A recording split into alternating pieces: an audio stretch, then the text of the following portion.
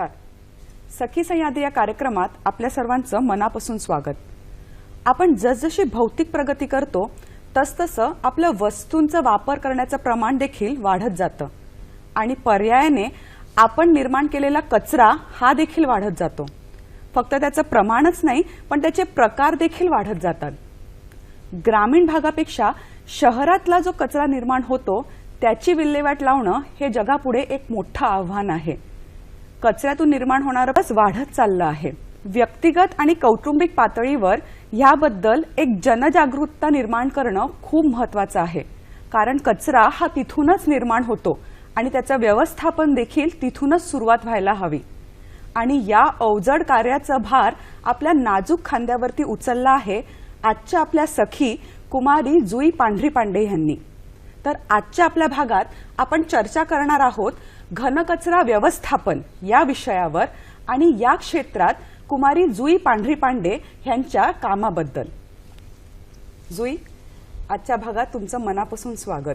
नमस्कार.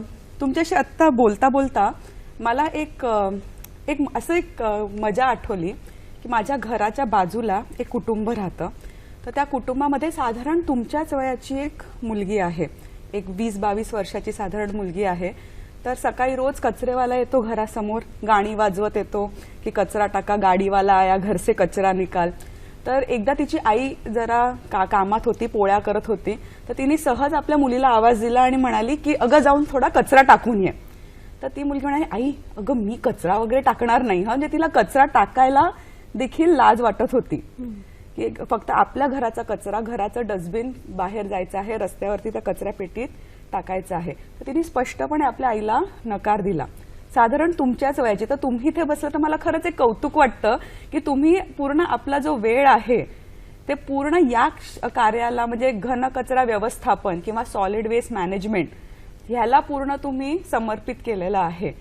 आणि तुमचं जर का आपण एक बॅकग्राऊंड बघितलं, फॅमिली बॅकग्राऊंड, तर त्यामध्ये तुमचे वडील जे आहेत ते नागपुरातले नावाजलेले प्राध्यापक आहे IT कम्प्युटर क्षेत्रातले. तुमची जी आई आहे त्या सुद्धा प्राध्यापिका आहेत IT आणि या क्षेत्रात. पण तुमचं शिक्षण जे आहे ते मात्र BSc MSc वातावरणशास्त्र किंवा एन्व्हायरमेंटल सायन्स ह्याच्यामधनं झालं. तर एकतर हे जे क्षेत्र आहे हे फार वेगळं आहे. जनरली हे क्षेत्र लोक निवडत नाही. घरी तुमची त्याची पार्श्वभूमी नाही. तर तुम्ही या क्षेत्राकडे कशा काय वळल्या? खरं तर लहानपणापासूनच माझ्या आई वडिलांनी कधी कुठलं कंपल्सन केलं नाही. त्यांचं IT क्षेत्र आहे, संगणक क्षेत्र आहे. माझ्या वडिलांची खरं तर नागपुरातलं पहिलं संगणक इन्स्टिट्यूट त्यांनी काढलं होतं नागपुरात. पण त्यांनी लहानपणापासून कधीच कुठलं कंपल्सन घातलं नाही. उलट त्यांनी मला म्हटलं की तू या क्षेत्रात येऊ नको, हे क्षेत्र तू सपोर्टिंगला कर, तुझ्या साईडला त्याला सपोर्ट म्हणून दे तुझ्या, पण तुझं क्षेत्र वेगळं निवड, तुझं फील्ड वेगळं निवड. आणि वेगळं म्हणजे कसं की मी 12वीला असताना मी स्पष्ट बाबांना म्हटलं की बाबा मला इंजिनिअरिंग करायचं नाहीये, मला मेडिकलला जायचं नाहीये, आर्किटेक्चर पण मला झेपणं शक्य नाही, तर दुसरं अजून मी काय करू शकते. त्यांनी मला BSc एक ऑप्शन दिलं की बेटा तू BSc असं एक प्लेन सायन्स करू शकते. त्यांनी वेबसाईट उघडून दाखवली पूर्ण नागपूर विद्यापीठाची. त्याच्यावर त्यांनी मला म्हटलं की तू पूर्ण अभ्यास कर या वेबसाईटचा आणि पहा, एक एक कोर्स अगदी उघडून पहा कुठला तुला झेपण्यालायक आहे, तू कुठला करू शकते. तर त्याच्यात मला हा पर्यावरणशास्त्र विज्ञान एन्व्हायरमेंटल सायन्स असा सब्जेक्ट दिसला. मी त्याचं सिलेबस पाहिलं, म्हटलं अरे हे काहीतरी वेगळं दिसतंय आणि खूप इंटरेस्टिंग आहे, म्हटलं याच्यात मला करायचं आहे.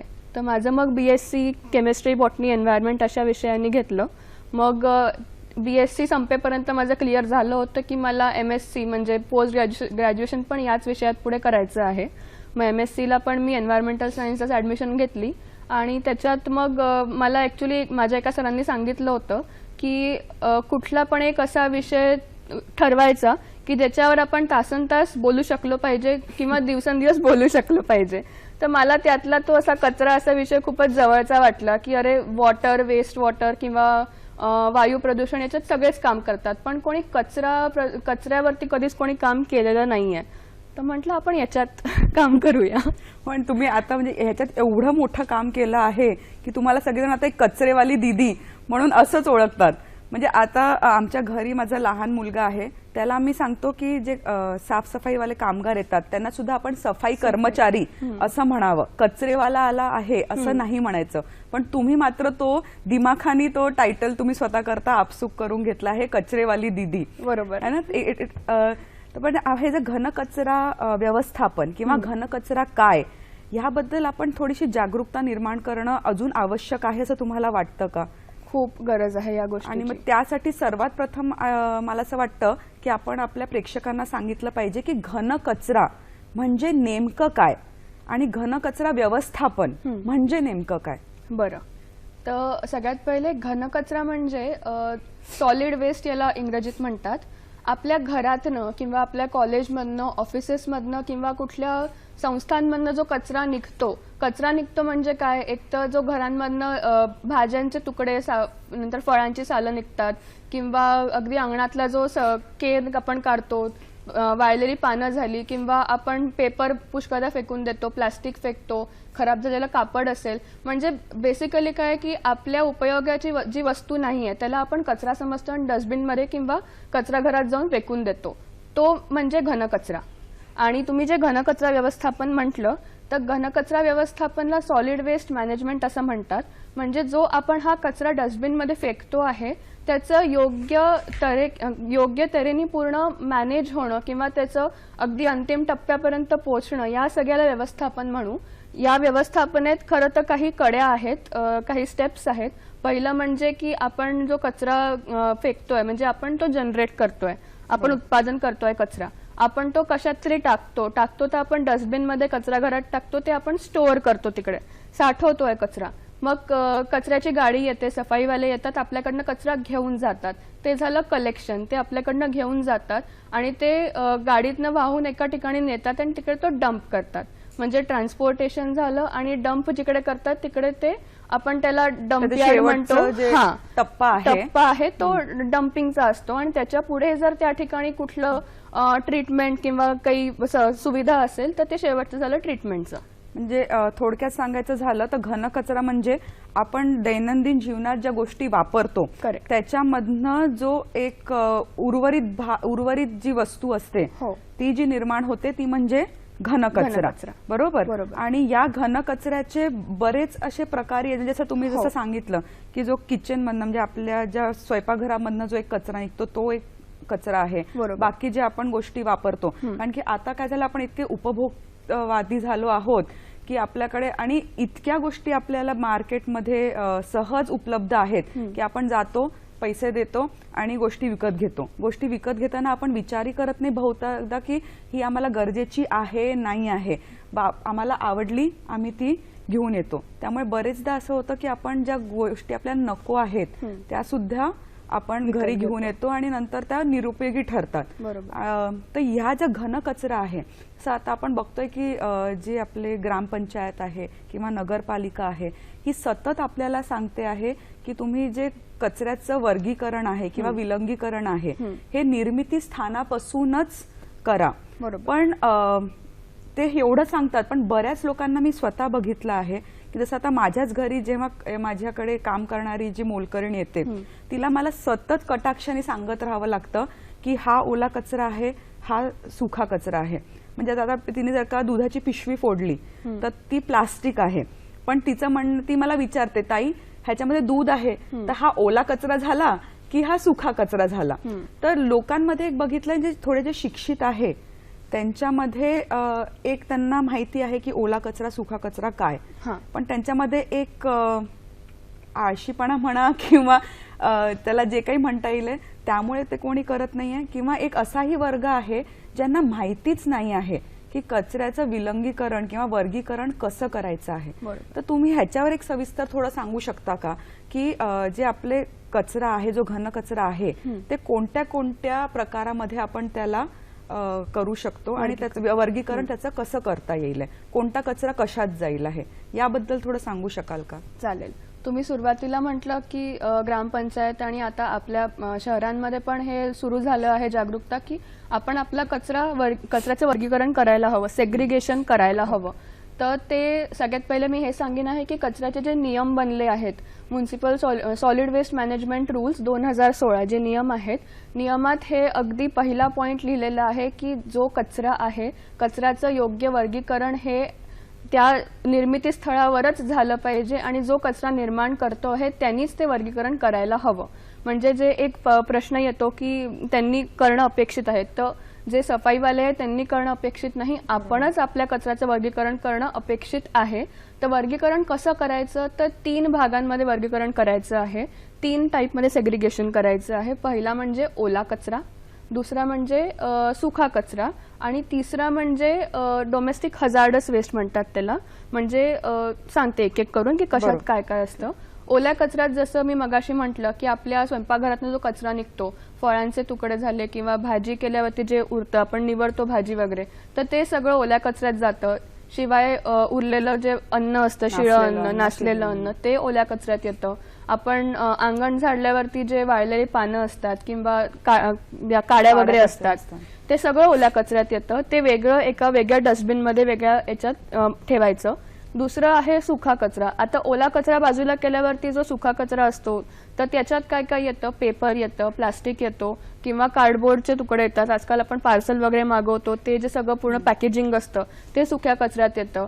त्याशिवाय नखं वगैरे कापतो तर ते पण त्याच्यात जाऊ शकतं किंवा खिळे असतील आहे, काचेचे तुकडे. बेसिकली जे ओल्या कचऱ्यात नाहीयेत ते सुक्या कचऱ्यात येतं.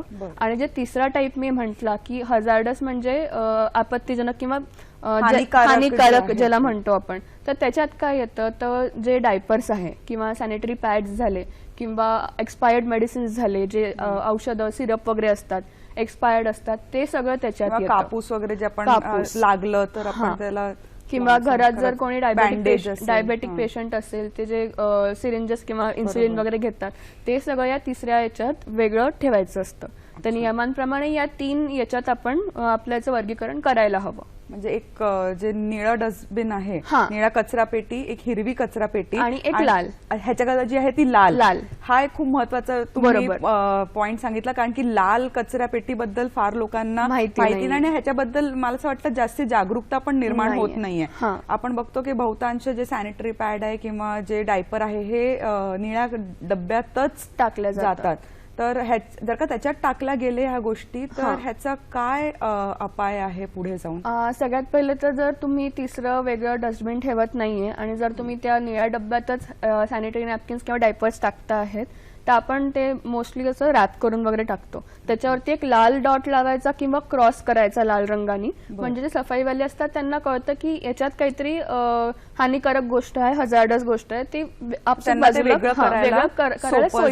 सोयीचं जातं. बरोबर. पण ह्याला दुसरा पण काही पर्याय आहे का, जर का आम्हाला ते डस्टबिन मध्ये कचरा पेटीत नाही टाकायचं आहे, पण त्यासाठी जर का काय त्याला एक पूर्णपणे जर का त्याचा नाश करायचा असेल, तर त्याच्याकरता पण काही सोयी उपलब्ध आहे असं मला वाटतं? सोयी उपलब्ध आहेत. जसं ओल्या कचरा करता आपल्याला माहिती आहे की आपण त्याचं खतात रूपांतर करू शकतो किंवा सुक्या कचऱ्यामध्ये पुष्कळशा गोष्टी अशा असतात की ज्या रिसायकल होऊ शकतात, ज्यांना आपण कबाडीवाल्यांकडे जाऊन, आपल्या भंगारवाल्यांकडे जाऊन विकू शकतो, तसं आहे.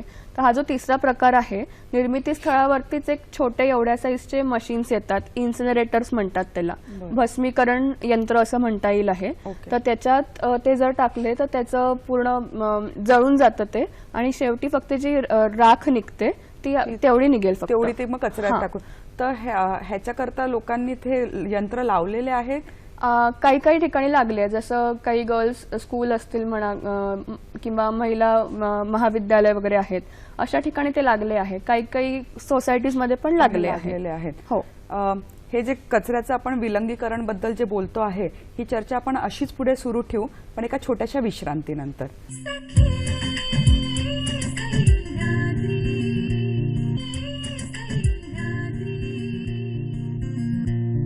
विश्रांतीनंतर सखी सह्याद्री या कार्यक्रमात आपलं पुन्हा एकदा स्वागत.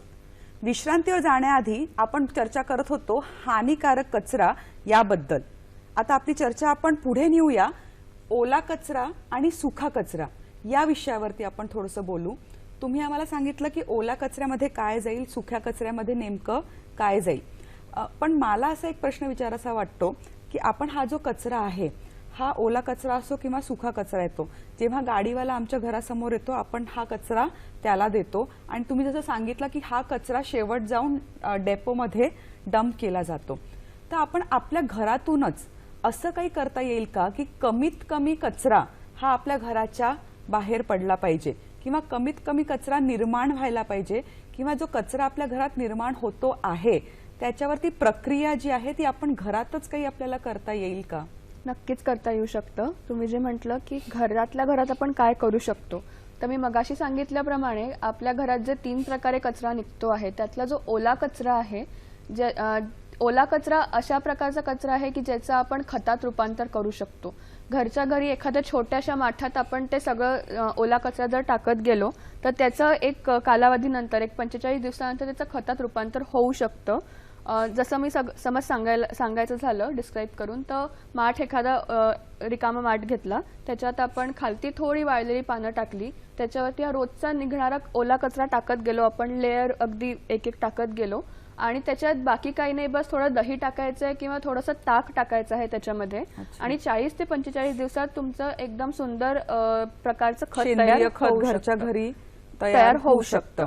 बरोबर. ह्याच्यामध्ये जे पूर्ण आपल्या ओला कचरा म्हणजे भाजीपाला, पानं, नासलेलं अन्न आपण या माठाच्या प्रक्रियेत नाही टाकू शकत. त्याच्याकरता एक वेगळी छोटीशी प्रक्रिया आहे, त्याला रसोई की बगिया म्हटलं आहे. एका ड्रम मध्ये करावं लागतं ते.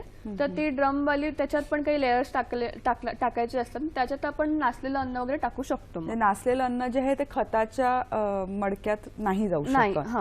पण मग मला सांगा की हे आता हे एवढा माठ ठेवणं, आजकाल घरं छोटी असतात, फ्लॅट असतात, त्याला बाल्कनी नाही, त्याला अंगण नाही, मग अशा छोट्या घरामध्ये हे करणं कितपत तुम्हाला वाटतं की सहज सोयीचं आहे ते? मी एक उदाहरण सांगते. मुंबईच्या एक कार्यकर्ता आहेत, त्यांच्या घरी 12 वर्षापासूनच खत तयार करतात आहेत. आता मुंबई सारखी जागा तुम्ही विचार करू शकता की तिकडे आधीच जागेची फार कमतरता असते. त्यांनी आपल्या खिडकीत हा छोटासा माठ ठेवलेला आहे, अगदी एवढ्याशाच साईजचा आहे, खूप मोठा नाहीये, पण त्याचा रोजचा निघणारा जो कचरा आहे तो आरामात त्याच्यात ते खत बनवू शकतात. म्हणजे इच्छाशक्ती असली तर छोट्या जागेवरती पण तुम्हाला हे करता येईल. तुम्हाला असं वाटतं का की आज एवढी जागरूकता निर्माण झाली आणि लोक करतायत असं तुम्हाला वाटतं? काही ठिकाणी लोक करतात आहेत, ज्यांच्यात ही जागरूकता निर्माण झाली आहे किंवा त्यांना करायची इच्छा आहे, जिद्द आहे, ते करतायत. मग आता हे झालं आपलं ओला कचरा किंवा म्हणजे सेंद्रिय जे खत आहे त्याबद्दल. पण आता जे असे पण काही प्रकार आहे ज्याचं खत तुम्ही बनवू शकत नाही, बरोबर, ज्याला आपण साधारणतः सुखा कचरा जे म्हणतो, त्याच्यामध्ये असं प्लास्टिक आलं, पेपर आलं, खरडे आले, कपडे आले, तर ह्याचं जे आपल्याला पुढे जे प्रक्रिया आहे किंवा प्रोसेसिंग आहे ते त्याची तुम्ही मला एक सांगू शकता की ह्याचं प्रोसिजर किंवा प्रक्रिया कशी होते आणि घरून काय करू शकतो आणि जर का घराच्या बाहेर गेलं तर त्याचं काय होतं? चालेल. जसं मगाशी म्हटलं की 3 प्रकारचा कचरा आहे, आता आपण सुक्या कचऱ्यावरती जरा केंद्रित करू. सुक्या कचऱ्यामध्ये पण वेगवेगळे प्रकार असतात. त्याच्यात कागद आला, कार्डबोर्ड, खरडा आला किंवा काचेचे तुकडे आले किंवा काही धातूचे जे अंश असतात किंवा काही त्याचे मटेरियल असतात ते आलं किंवा प्लास्टिक आलं. याच्यातलं जे मी सुरुवातीचे 4 म्हटले, कागद, खरडा किंवा काचेचे तुकडे किंवा धातू, हे सगळं रिसायकल होऊ शकतं. म्हणजे जर हे आपण आपल्या घरात साठवत गेलो आणि जशी आपण महिन्याभराची पेपरची रद्दी कबाडीवाल्यांना किंवा भंगारवाल्यांना देतो, रद्दीवाल्याला देतो, तसाच हा पण कचरा आपण त्यांना देऊ शकतो. हे पुढे रिसायकल होऊ शकतं. आता उरला प्रश्न प्लास्टिकचा. प्लास्टिकमध्ये पण 2 प्रकारचं प्लास्टिक आहे. एक म्हणजे की जे रिसायकल होऊ शकतं, दुसरं म्हणजे की जे रिसायकल नाही होऊ शकत, ज्याच्यात पुढे प्रक्रिया नाही होऊ शकत. थोडं आणखीन त्याला मी सांगते. रिसायकल होणारं प्लास्टिक म्हणजे नेमकं कोणतं, की आपण एखादं प्लास्टिकचं हातात एखादं काही घेतलं आणि त्याला दाबून पाहायचं. जर ते दाबल्यावरती, समज मी एखादी बाटली हातात घेतली आहे, त्या बाटलीला मी दाबलं आणि परत ते त्याच्या ओरिजिनल याच्यात नाही आलं, शेपमध्ये नाही आलं, तर समजायचं की ते रिसायकल नाही होऊ शकत. अच्छा, नाही आलं. जर शॅम्पूची बाटली आपण घेतली, पावडरची किंवा आपलं जे टॉयलेट क्लीनर्स असतात, जे शॅम्पूची बाटलीचं उदाहरण घेऊ आपण. शॅम्पूची बाटली हातात घेतली, त्याला मी दाबलं, एक तर पहिलं ते दाबल्या जाऊ शकत नाही, त्याला काही पण पिळल्या वगैरे जाऊ शकत नाही, म्हणजे ते रिसायकल होऊ शकतं, आपण ते भंगारवाल्यांना देऊ शकतो. जे रिसायकल नाही होऊ शकत ते एक तर दाबल्यावरती किंवा त्याचं असं ट्विस्ट केल्यावरती ते पूर्णच त्याचा आकारच बदलून जातो. जर त्याचा परत ओरिजिनल आकार नाही आला तर ते रिसायकल नाही होऊ शकत. अच्छा. किंवा प्लास्टिकच्या बॅगचा आपण पिशवीचा जर विचार केला तर पिशवी हातात धरली आणि त्याला ओढायचं आणि सोडून द्यायचं. सोडल्यावरती जर ती पिशवी पूर्णपणे फाटली किंवा काही मध्ये काही झालं त्याला म्हणजे ते रिसायकल नाही होऊ शकत. आणि जर फक्त आपल्या बोटांचे ठसे त्याच्यावरती आले तर याचा अर्थ असा आहे की ते रिसायकल होऊ शकतं. अच्छा. म्हणजे जर का आपण आपल्याला सांगायचं आहे ऑडियन्सला, आपल्या प्रेक्षकांना की कोणत्या कोणत्या वस्तू आपण ज्या आहेत त्या रिसायकलसाठी किंवा पुन्हा प्रक्रियेसाठी देऊ शकतो, तर जर का आपल्या शॅम्पूच्या बॉटल ह्या आपण देऊ शकतो किंवा टॉयलेट क्लीनर्स आहेत किंवा आपले पावडर जे आहे किंवा मेकअपचं जे त्याचे डब्बे येतात या असं काही तुम्ही सांगू शकता का कोणत्या कोणत्या वस्तू रिसायकल होऊ शकतात? बरोबर. शॅम्पूच्या बाटल्या झाल्या किंवा तुम्ही म्हटल्याप्रमाणे जे फिनाईल वगैरेच्या बॉटल असतात त्या झाल्या किंवा जे मोठे मोठे तेलाचे डब्बे असतात ते देखील रिसायकल होऊ शकतात. आणि पिशव्यांमध्ये पण 50 मायक्रॉन हा एक असा एक आहे. त्याच्या वरच्या ज्या पिशव्या असतात ज्या आपण पुनर्प्रक्रियेकरता देऊ शकतो. मी मगाशी जे तुम्हाला ओढून मग सोडायचं वगैरे जे सांगितलं त्याच्याने आपण हे ठरवू शकतो की कोणतं 50 मायक्रॉनच्या वरचं आणि कोणतं नाहीये. मी जे म्हणते आहे की जे रिसायकल होऊ शकतं, रिसायकल होणारं जे प्लास्टिक आहे ते 50 मायक्रॉनच्या वरचं असतं. आपण गेल्या 2 वर्षापासून 50 मायक्रॉन हा शब्द खूप ऐकलेला आहे. हे एक प्रकारचं युनिट आहे. तर हे जे जाडी आहे ते मोजण्याचं युनिट आहे. तर त्यांच्या म्हणण्याप्रमाणे 50 मायक्रॉनचं जे वरचं प्लास्टिक आहे ते रिसायकल होऊ शकतं आणि जे त्याच्या खालचं प्लास्टिक आहे ते रिसायकल नाही होऊ शकत आणि त्यालाच सिंगल यूज प्लास्टिक असं म्हटलेलं आहे. म्हणजे आता जर का माझ्या तेलाचा डब्बा संपला किंवा फिनाईलचा डब्बा संपला तर जे मी उचलून त्याला सुक्या कचऱ्याच्या डब्यात टाकते ते न करता जर का मी थोडंसं माझं बदललं सवय आणि त्याला जर का मी एका जागी त्याला जमा केलं आणि महिन्याच्या अखेरी थोडंफार जे माझे पावडरचा डब्बा संपला आहे किंवा तेलाचा डब्बा संपला आहे हा तर मी कचरेवाल्याला दिला तर त्याचा परत त्याच्यावरती प्रक्रिया होऊ शकते. होऊ शकते है ना. तर म्हणजे ते कचरेवाल्याला न देता मी ते त्याला भंगारवाल्याला जर का दिलं तर हे जास्त योग्य ठरेल आहे. अगदी बरोबर. तर त्याच्यात तुम्ही सांगितलं आता प्लास्टिक मध्ये पण एक रिसायकलेबल आणि एक नॉन रिसायकलेबल. तर रिसायकलेबद्दल आपण बोललो की आपण तुम्ही जमा करा, फेकू नका, तो तुम्ही भंगारवाल्याला द्या म्हणजे त्याचं योग्य पुढे प्रक्रिया त्याच्यावरती करता येईल. आता प्रश्न आहे, सर्वात मोठा जो प्रश्न आहे तो आहे नॉन रिसायकलेबल, ज्याच्यावरती प्रक्रिया पुढे नाही करता येत. त्याबद्दल मग आता त्याची विल्हेवाट ही कशी लावायची? अगदी बरोबर. आपण इतकी चर्चा करतोय कचऱ्यावरती, या सगळ्यात जे हे नॉन रिसायकलेबल प्लास्टिक आहे ज्याचं पुनर्प्रक्रिया होऊ शकत नाही, ज्याला सिंगल यूज प्लास्टिक म्हणजे एक वेळा वापरू शकणारं प्लास्टिक असं देखील म्हणतात, याचाच सगळ्यात जास्त धोका आज आहे. जे आपण सगळं ऐकतोय की प्रदूषण होत आहे कचऱ्यामुळे, नंतर नदी नाले सगळे अगदी तुडुंब भरले आहे कचऱ्यानी, याच्यात जर तुम्ही पाहिलं तर याच्यात कोणता जास्त कचरा आहे, हा जो प्रक्रिया न होऊ शकणारा कचरा आहे याचाच सगळ्यात जास्त समावेश आहे, याचाच सगळ्यात जास्त प्रमाण आहे. तर याच्याकरता आपण काय करू शकतो, याच्याकरता घरच्या घरीच एक सोपा उपाय आहे जो आपण करू शकतो आणि जो करायला देखील हवा. जसं मी मगाशी म्हटलं की याच्यावरती पुनर्प्रक्रिया होऊ शकत नाही, म्हणजे आपण जर हा कचरा घराच्या बाहेर अगदी साठवून जरी ठेवला आणि बाहेर दिला आपण कुठल्या भंगारवाल्याला वगैरे, तरी तो त्याचा पुढे काहीच करू शकणार नाही, कारण त्याला तो पुढे कोणाला विकू पण शकणार नाही, त्याला त्याचा काही दाम पण मिळणार नाहीये. तर त्याच्याकरता घरच्या घरी आपण त्याचा काय करू शकतो, त्याच्याकरताच आपला विषय आहे इकोब्रिक्स. ही माझ्या हातात एक इकोब्रिक आहे. इकोब्रिक म्हणजे काय, तर पूर्ण प्लास्टिकनी भरलेली पाण्याची बाटली, त्याला आपण इकोब्रिक असं म्हणतो आहे. आता याला मी आणखी उलगडून सांगते.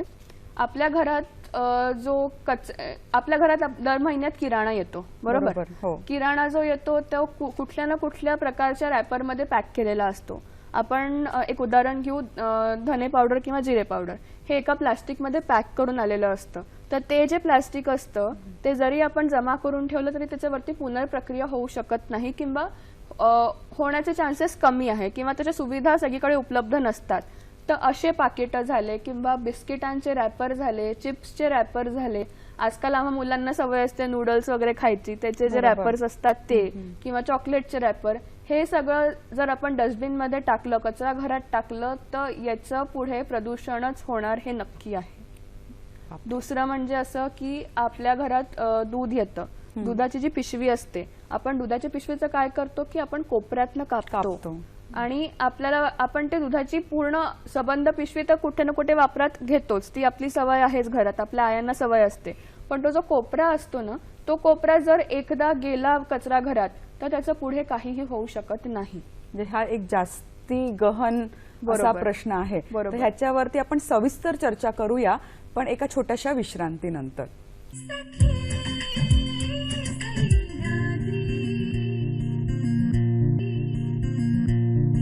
विश्रांतीवर जाण्याआधी आपण चर्चा करत होतो इको ब्रिक्स म्हणजे नेमकं काय ह्याबद्दल. तर जुईताई, तुम्ही आम्हाला इको ब्रिक्स बद्दल सांगत होता, तर ही इको ब्रिक्स म्हणजे नेमकं काय आणि ती घरी कशी बनवता येईल? चालेल.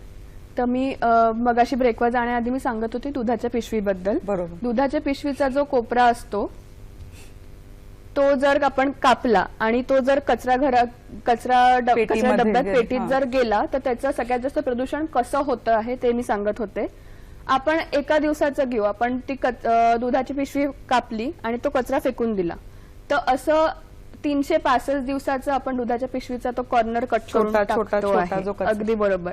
तर आता पुढेच काय होतं, जर कचऱ्याची गाडी आली आणि सफाईवाले आपल्याकडे आले, जे कर्मचारी असतात ते आपल्याकडनं कचरा घेऊन गेले, तर ते पण जरा सुरुवातीला पाहतात त्याचं वर्गीकरण नीट केलं आहे की नाही. आता हा इतकुसा छोटासा कोपरा आपल्या कुठल्या कचऱ्यात कुठे जाऊन मिक्स झाला असेल ते कळणं शक्यच नाहीये. म्हणजे जिकडे शोधणंच मुश्किल आहे किंवा शक्य नाही आहे, अवघड आहे, तर त्याची पुनर्प्रक्रिया आपण त्याच्यावर काय पुढे करणार आहे. आणि हे फक्त दुधाच्या पिशवीचंच नाहीये, असं बऱ्याच गोष्टींबद्दल पण होतं. चॉकलेटचं रॅपर छोटंसं जर खाल्लं तर ते आपण फेकून देतो, ते कुठल्या कुठे चाललं जातं, कचऱ्यामध्ये हरवून जातं असं म्हणता येईल आपल्याला. तर ह्या सगळ्या करता ते कचरा घरात न पोचो किंवा ते आपल्या घरातून बाहेर न जाओ याच्याकरताच इकोब्रिक सांगितलेली आहे.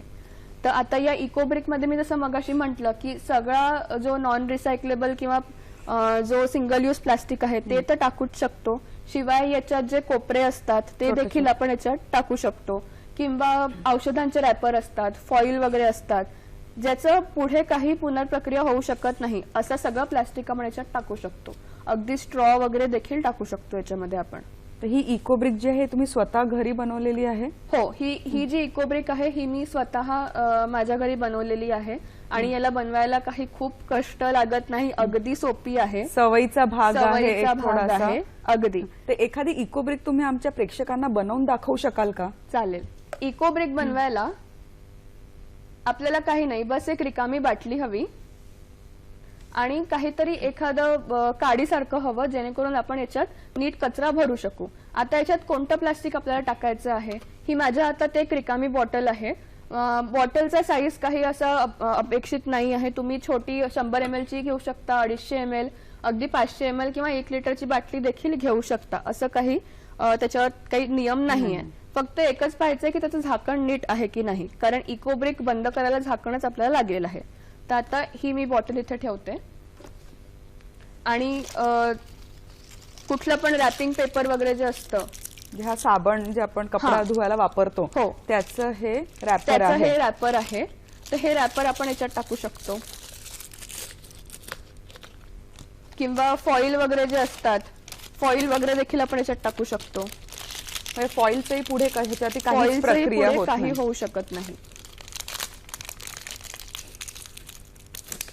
आणि साधारण थोडं प्लास्टिक टाकल्यावर आपण कुठल्या पण काडीच्या मदतीने याला दाबायचं आहे, घट्ट त्याच्यामध्ये असं दाबायचं आहे. हो, हे पहा, मी दाबल्यावरती हे पूर्ण खालती चाललं गेलं. जर भरताना असं वाटतंय की आपली आज इकोब्रिक भरून जाणार आहे, एका दिवसात भरत नाही. 1 लिटरची इकोब्रिक भरायला कमीत कमी 1 ते 1.5 महिना लागतो. त्याच्यात 300 ते 350 ग्राम प्लास्टिक जाऊ शकतं. हो, याच्यात आणखीन काय काय टाकू शकतो, तर मी मगाशी म्हटलं त्याप्रमाणे औषधांचे जे कव्हर असतात हे देखील आपण याच्यात टाकू शकतो. अच्छा. तर औषधांचे कव्हर जर मोठे असतील तर आपण त्याला कापून देखील टाकू शकतो याच्यात, त्याला छोटे छोटे तुकडे करून. याशिवाय आपण नवीन कपडे जेव्हा विकत घेतो तर आपल्याला प्लास्टिकचे टॅग काही असतात त्याच्यात हो, लागलेले. बरोबर. तर हे प्लास्टिकचे टॅग आपण कसं कापून फेकून देतो, हो, तर हे प्लास्टिकचे टॅग देखील आपण ह्याच्यात टाकू शकतो. एवढ्या छोट्या छोट्या गोष्टी आपण विचार देखील करत नाही. बिलकुल. जर सेलो टेप आहे, आपण सगळ्यात पहिलं त्याचे गिफ्ट रॅपर असते ना, जे एकदम चमकतं, हो, हो. तर ते गिफ्ट रॅपर देखील सिंगल यूज प्लास्टिक आहे, त्याचाही पुनरुपयोग होऊ शकत नाही.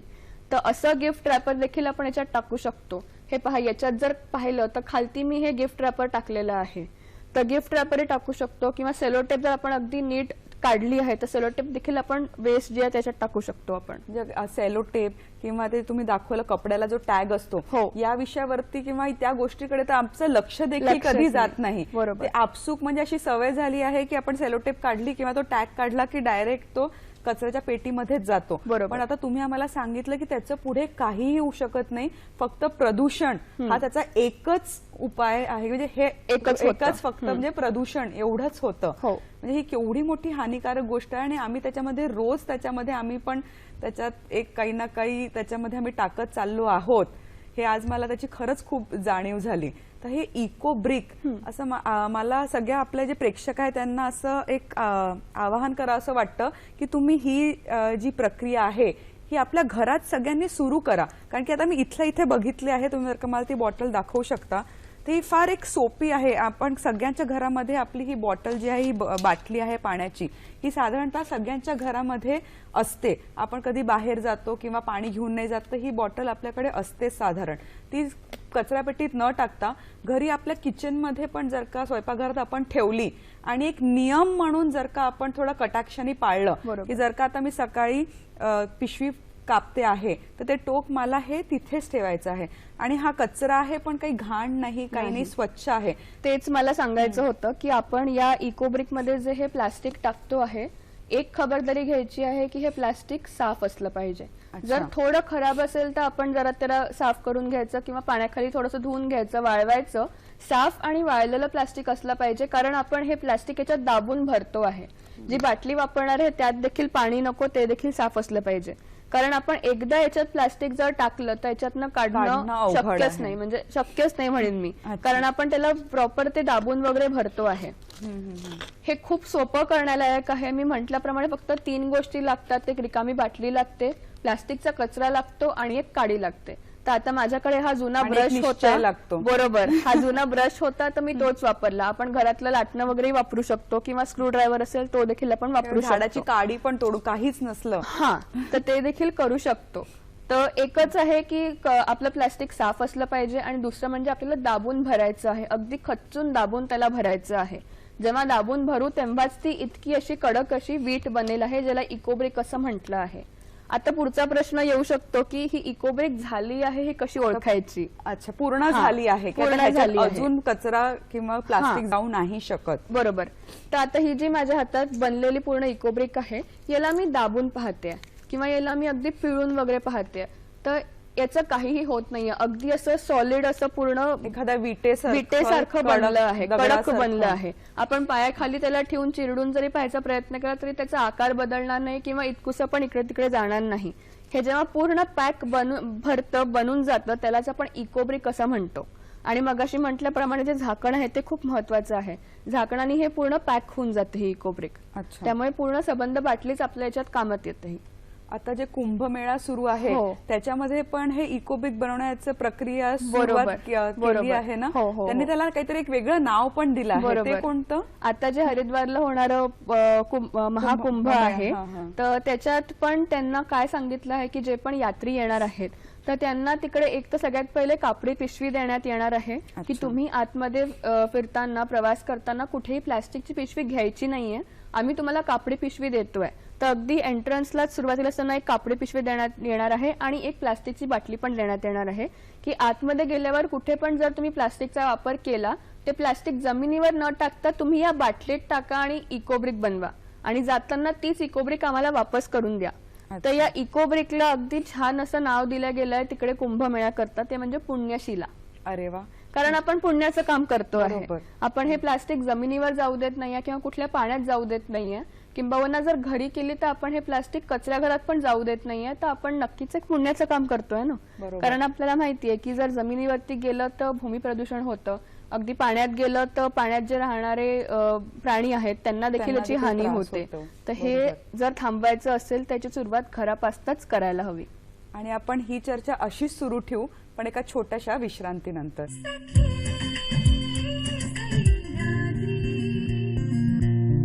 विश्रांतीनंतर आपलं पुन्हा एकदा स्वागत. आपण चर्चा करत होतो इको ब्रिक्स किंवा पुण्यशिला, बरोबर, या विषयावरती. तर तुम्ही आम्हाला सांगितलं की इको ब्रिक्स म्हणजे नेमकं काय आणि त्याला कसं बनवायचं. आता आमच्या प्रेक्षकांना हे तर कळलं की इको ब्रिक्सचं महत्त्व काय आहे, ते घरी कसं बनवता येईल. आता मला पुढचा एक प्रश्न असा पडतो की मी आता घरी इको ब्रिक तयार तर केली, बरोबर, आता ही इको ब्रिकचं आता पुढे मी काय करू. बरोबर. एकदा जर ही आपली इकोब्रिक तयार झाली तर तुम्ही पाहू शकाल ती दिसायला तशीच खूप सुंदर दिसते आहे. तर या इकोब्रिक्सचे काही फर्निचर देखील बनवू शकतो. छोटे स्टूल झाले, बसायला चेअर्स वगैरे झाल्या, टेबल झाले, हे सगळं आपण इकोब्रिकने बनवू शकतो. इतकंच नव्हे तर आपल्या गार्डन्स मध्ये जे पाथवे वगैरे बनवतात, जे रस्ते वगैरे बनवतात, तिथे देखील आपण इकोब्रिकचे रस्ते बनवू शकतो. किंवा झाडांभोवती जे कुंपण बनवतात ते कुंपण पुष्कळदा कसं आपण ते स्टीलच्या किंवा कशाच्या विटांनी वगैरे बनवतो, तर त्या विटांच्या जागेवरती आपण या इकोब्रिक पण वापरू शकतो. त्यांनी दिसायला पण सुंदर दिसतं आणि याचा एक चांगला उपयोग देखील होतो. तुम्हाला आश्चर्य वाटेल, हरियाणामध्ये तर एक टॉयलेट देखील या इकोब्रिकनी बनलेलं आहे.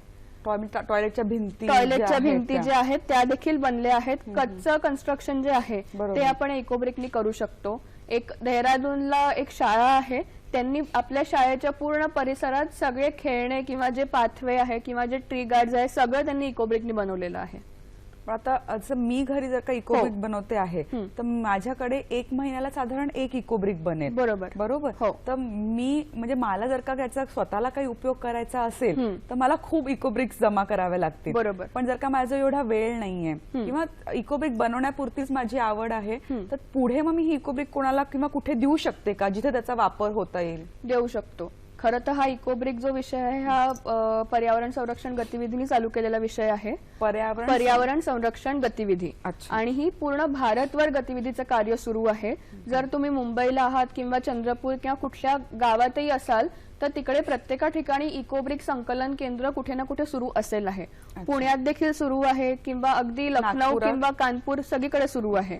नागपुरात देखील सुरू आहे. नागपुरात जे अंधविद्यालय आहे आंबेडकर कॉलेजच्या चौकात, तर तिकडे आपण इकोब्रिक संकलन केंद्र सुरू केलेलं आहे. जर तुम्ही नागपूरचे राहणारे आहात तर तुम्ही आपल्या घरी जर इकोब्रिक बनवत असाल तर तुम्ही तिकडे आणून ती देऊ शकता. अगदी महिन्याच्या महिन्याने आणून नाही दिली, 2-3 महिन्याचे एकत्र 3-4 इकोब्रिक आणून दिल्या तरीही चालतील आहे.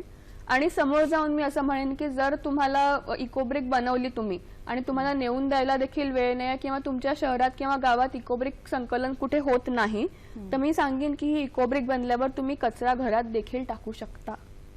आपल्या कचऱ्याच्या डब्यात देखील टाकू शकता. पण जसं आता ह्याच्यावरती पुढे प्रक्रिया होत नाही, मी एवढी मेहनत करून ती इकोब्रिक बनवली आणि शेवटी जर का त्याला कचऱ्यातच टाकायचं असेल तर दोन्हीमध्ये फरक काय. असा फरक मी सांगते.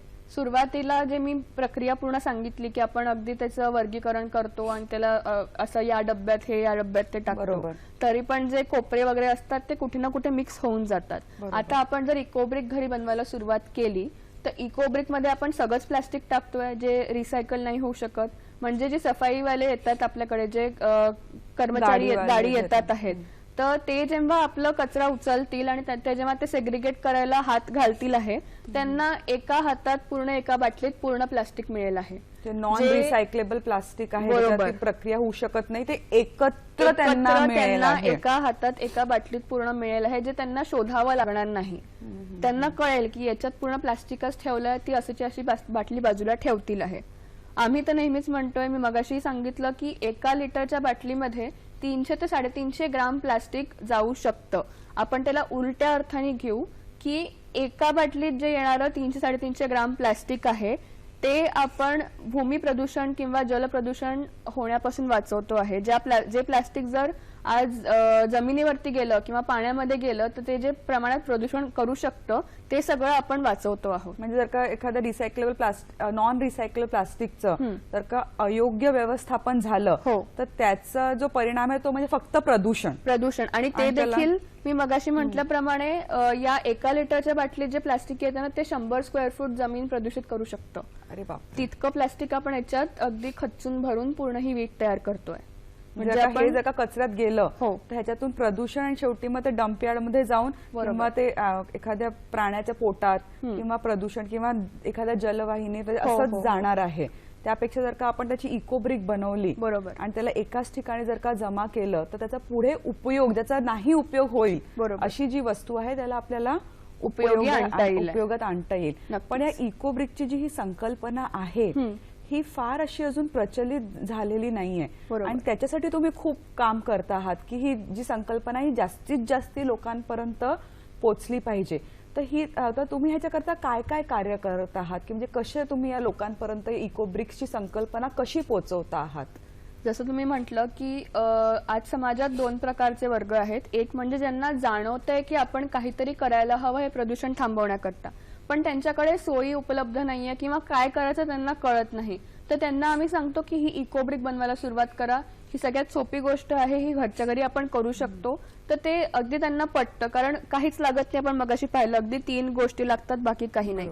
तर ते घरच्या घरी ती बनवू शकतात. आता दुसरं जे आहे की ज्यांना माहितीच नाहीये की प्लास्टिकने किती प्रदूषण होतं आहे किंवा कसं होतं आहे, तर त्यांच्याकरता आम्ही थोडंसं असं खेळातनं किंवा काही स्टोरीज वगैरे सांगून त्यांना पटवून द्यायचा प्रयत्न करतो की हे खरंच किती हानिकारक आहे, याचं किती प्रदूषण होतं आहे आणि हे जे प्रदूषण होतं आहे ते आपल्यामुळेच कुठे ना कुठे होतं आहे. एक उदाहरण देते. एका गावामध्ये आम्हाला त्यांना लहान मुलांना सांगायचं होतं की इकोब्रिक बनवा.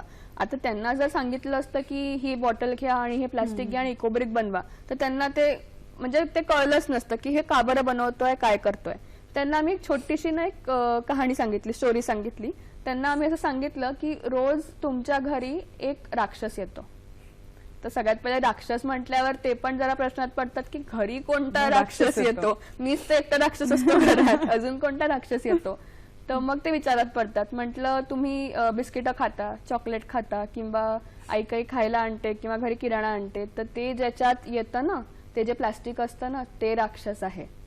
तर आता तुमच्या घरात तर राक्षस आला आहे आणि तुम्हाला माहिती आहे की राक्षस जर असाच बाहेर फिरत असेल तर तो किती लोकांना त्रास देऊ शकतो. तसंच हे प्लास्टिक जर असंच आपल्या घरातनं बाहेर गेलं तर ते देखील असंच लोकांना त्रास देईल आहे. कसा त्रास देईल आहे, वेगवेगळं प्रदूषण करेल आहे. जी तुमच्या कोपऱ्यावरती जी गाय नेहमी येऊन तुम्ही तिला अन्न देतात, तर असंही होऊ शकतं की ती गाय प्लास्टिकच खाते आहे, असंही होऊ शकतं. तर हे राक्षस आपल्या घरात तर आलेलं आहे, हे राक्षसाला आपल्याला घरातनं बाहेर जाऊ द्यायचं नाहीये. तर मग त्याच्याकरता काय, तर त्याच्याकरता ही बॉटल घ्यायची आणि त्या राक्षसाला या बॉटलमध्ये बंद करून ठेवायचं. असं सांगितलं लहान मुलांना अगदी पटलं असेल. बरोबर. आणि लहान मुलांपासून जर का सुरू केलं तर जसं तुम्ही म्हणे की लहान मुलं खरंच राक्षस स्वतःच असं स्वतःला समजतात, तर अगदी ते बरोबर आहे की लहान मुलाला जर का तुम्ही शाळेत जाऊन सांगितलं की बाबा हे असं तुला घरी करायचंय, तर ते घरातल्या प्रत्येका व्यक्तीकडनं कटाक्षाने अगदी नजर ठेवून ते करून घेतात. ही अगदी लहान मुलांची खासियत असते. बरोबर. ते घरी जाऊन बरोबर आईला सांगतील की तू असं नाही केलं, वडिलांना सांगतील की तुम्ही असं नाही केलं. तर अगदी योग्य लोकांना तुम्ही टार्गेट केलेलं आहे की जाऊन लहान मुलांना सांगा की तुम्ही इकोब्रिक. आणि याचा अनुभव आला पण आहे आम्हाला. एका शाळेत जेव्हा आम्ही जाऊन सांगितलं, डेमॉन्स्ट्रेशन दिलं इकोब्रिक कसं करतात किंवा साधं वर्गीकरण कसं करायचं, आपण विभाजन कसं करायचं, तर एक मुलगी आहे ती आमच्या ओळखीतलीच होती. तर तिच्या ताईने एक दिवस मला फोन केला की जुईताई माझी बहीण पागल झाली आहे. म्हटलं काय झालं, तू अशी का बरं म्हणते. म्हणे ती अगदी डस्टबिनकडे लक्ष ठेवून असते की कोण कसा कचरा कुठे टाकतं आहे. एकदा चुकून माझ्या आजोबांनी ओला कचरा निळ्या डब्यात टाकत होते, सुक्या कचरा डब्यात टाकत होते. ती त्यांच्यावरती एकदम अशी म्हणाली की आजो वो इसमें नहीं उसमें डालना है, याच्यात नाही त्याच्यात टाकायचं आहे तुम्हाला. आणि तीच मुलगी आता काय करते, आता लॉकडाऊनचा जेव्हा सगळा काळ सुरू होता तर त्यावेळेला त्यांनी सांगून ठेवलं होतं की घरात जे पण प्लास्टिक येईल तुम्ही या बादलीत सगळं जमा करून ठेवायचं.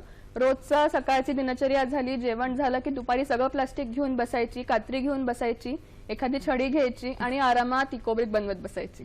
तिचे दुपारी पूर्ण होऊन जायची, इकोब्रिक पण बनायची आणि अर्थात आपण त्याचं कॉन्ट्रीब्युशन पण होत आहे तिचं, ते खूप मोठं कॉन्ट्रीब्युशन होत आहे खरं तर. पण मग जर तुमची ही जी हे तुम्ही जे कार्य करता आहात ह्याच्यामध्ये एक समवैचारिक कार्यकर्ते मिळायला फार अवघड आहे का? कारण की तुमचा हा जो विषय आहे, जसं आपण बोलता बोलता तुम्ही एकदा असंही सांगितलं होतं मला की तुमचं जेव्हा तुम्ही पर्यावरण शास्त्र किंवा एन्व्हायरमेंटल सायन्समध्ये MSc केलं आणि ह्याच्यामध्ये हा विषय पण फार कमी लोक असं आपसूक करतात, तर मग तुमचं हे जे कार्य आहे तुम्ही एकटीने तर नाहीच करू शकत, तर एक समवैचारिक कार्यकर्ते जे तुमच्यासोबत जुळतील आणि तुमच्यासोबत हे काम करतील, हे मिळणं कितपत कठीण आहे? बरोबर. तुम्ही जसं म्हटलं की हा विषय तसाच खूप दुर्मिळ आहे, कोणी या विषयाकडे जात नाही आणि त्यात मी MSc केलं आणि PhD करते, आता चालू आहे माझं PhD. तर गाईड मिळणं थोडं अवघड होतंच, पण आता सुदैवाने गाईड आहेत चांगले, काहीच प्रॉब्लेम नाही त्याच्यात. तर समविचारी जे कार्यकर्ते लागतात तुम्हाला सोबत, तुम्हाला, कारण की इट्स अ टीम वर्क. बरोबर, तुम्ही एकटं हे करू शकत नाही. बरोबर. तर सुरुवातीला जरा अवघड गेलं समविचारी कार्यकर्ते मिळवणं, पण आता गतिविधीच्या यांनी आम्हाला भरपूर लोक जोडले गेले, तर चालू आहे एक एक करत. चांगलंय. आपण इथे एक छोटीशी विश्रांती घेऊ आणि चर्चा अशीच पुढे सुरू ठेवू. भेटूया एक छोट्याशा विश्रांतीनंतर.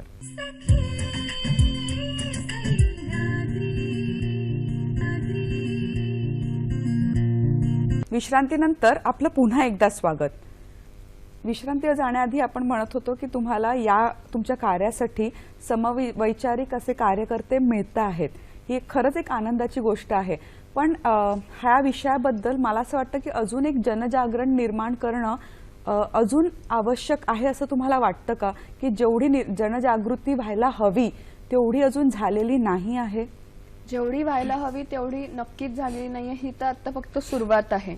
आणि जनजागरण जर करायचं म्हटलं तर प्रत्येका घटकाच्या यांनी जनजागरण व्हायला हवं, म्हणजे फक्त लहान मुलंच नव्हे तर स्त्रिया देखील किंवा सगळ्याच घरातले जे असतात किंवा ऑफिसेसमध्ये म्हणा किंवा शाळांमध्ये, अगदी गणेशोत्सव मंडळ वगैरे म्हणू, तर त्याच प्रत्येका ठिकाणी जनजागरण करणं गरजेचं आहे. कारण सोपी गोष्ट आहे, आपण एकदा जर सांगितलं की वर्गीकरण करा किंवा इकोब्रिक बनवा तर काही काळानंतर आपण विसरून जातो किंवा सवय सुटते आपली. तर ते सतत जोपर्यंत आपण सांगणार नाही की हे करा हे करा हे करा, तोपर्यंत ते अगदी सुरू होणार नाही. सतत ते बिंबवलं गेलं पाहिजे. बरोबर, प्रत्येक पावली ते बिंबवलं जर का गेलं तरच ते एक जनजागरण. म्हणजे आज मी घरी आहे, घरी करते आहे, शाळेत जाते आहे, शाळेत पण जर होत असेल तर ते लक्षात राहील आहे. शाळेत गेलो, ऑफिसमध्ये गेलो तर तिकडे परत नेहमीसारखं एकत्र कचरा टाकणं सुरू आहे किंवा प्लास्टिक फेकणं सुरू आहे, तर साहजिकपणे ते दुर्लक्ष केलं जातं. तर प्रत्येका ठिकाणी जर हे योग्य तऱ्हेने झालं तरच हे फक्त एकाच ठिकाणी फक्त घरीच करून चालणार नाही, आणि आपण तर केलंच पाहिजे, आपल्यासोबत दुसऱ्यांनाही करायला आपण थोडंसं प्रवृत्त केलं पाहिजे. बरोबर. आणि ही मला असं वाटतं स्वतः आपण हे एक आपसात केलं पाहिजे की मी करते आहे आणि ही माझी जबाबदारी आहे की माझ्यासोबत मी माझे जे मैत्रिणी आहे किंवा माझे जे बाकी नातेवाईक आहे त्यांना एक स्वतः, म्हणजे ह्याच्यात कचऱ्याबद्दल मी बोलते आहे किंवा कचऱ्याबद्दल त्यांना सांगते तर लाज वाटण्यासारखं काहीच नाही. आपण एक पर्यावरणाला एक हातभार लावतो आहे. बरोबर, असंच आहे. जसं मी सुरुवातीला सांगितलं की तुम्ही कचरेवाली दीदी म्हणून सगळीकडे आज ओळखल्या जाता आणि तुम्ही दिमाखानी तो जो शिक्का आहे तो मिरवता है ना. तर त्यामुळे आम्ही पण जर का थोडाफार हातभार लावला की तसा कचरा जिथून तयार होतो आहे तिथूनच वर्गीकरण केलं आणि आम्हीच जर का त्याची योग्य प्रक्रिया केली आणि तुमच्या कार्यात जर का आम्ही प्रत्येक जे आमचे जे प्रेक्षक आहे एकाने जरी एका व्यक्तीला जागरूक केलं किंवा जसं आज आपण व्हॉट्सअप वापरतो, फेसबुक वापरतो, तर ह्याच्यावर जर का आम्ही आमचं साधं स्टेटस जरी टाकलं की मी हे सुरुवात केली आहे बनवणं, बरोबर, तर मला नक्कीच वाटतं की एखादी व्यक्ती जरी ती बघेल की मी हे इकोब्रिक तयार केली आहे, तर एका व्यक्तीने एक व्यक्ती जरी प्रोत्साहित झाली तरी ही खूप मोठी गोष्ट आहे. बरोबर. तर असं एक प्रोत्साहनास्पद का तुम्हाला एक वाक्य द्यायचं आहे आमच्या प्रेक्षकांना, तर तुम्ही काही असं एक प्रोत्साहन म्हणून त्यांना काय सांगाल? नक्कीच. जसं ताई तुम्ही सांगितलं की आज आपल्या प्रेक्षकांनी ज्यांनी हा कार्यक्रम पाहिला आहे त्यांना जर ही इकोब्रिक संकल्पना पटली आणि त्यांनी जर विचार केला की हो मी हे करू शकते किंवा मी करीन आहे, तर तुम्ही आजूबाजूला पाहायची गरज नाही, तुम्ही नक्कीच करू शकता त्याला.